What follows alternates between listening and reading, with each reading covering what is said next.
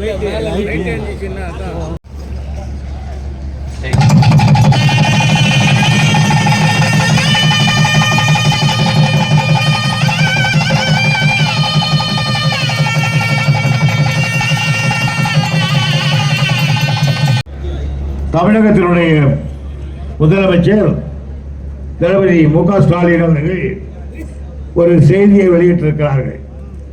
இந்த பொங்கலில் இன்பம் பொங்கும் தமிழ்நாடு என்று ஒவ்வொரு இல்லத்தின் வாசலிலும் வண்ண கோலமிட்டு தைமகளை வரவேற்போம், தமிழ் தாயை போற்றிடுவோம் என்று எழுத வேண்டும் என்று சொல்லியிருக்கிறார்கள்.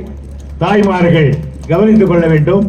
இன்பம் பொங்கும் தமிழ்நாடு என்று ஒவ்வொரு இல்லத்தின் வாசலிலும் வண்ண கோலமிட்டு தைமகளை வரவேற்போம், தமிழ்த்தாயை போற்றிடுவோம் என்பந்த வாசகம் அதை செய்வீர் என்று சொல்லி விடைபெறுகிறேன்.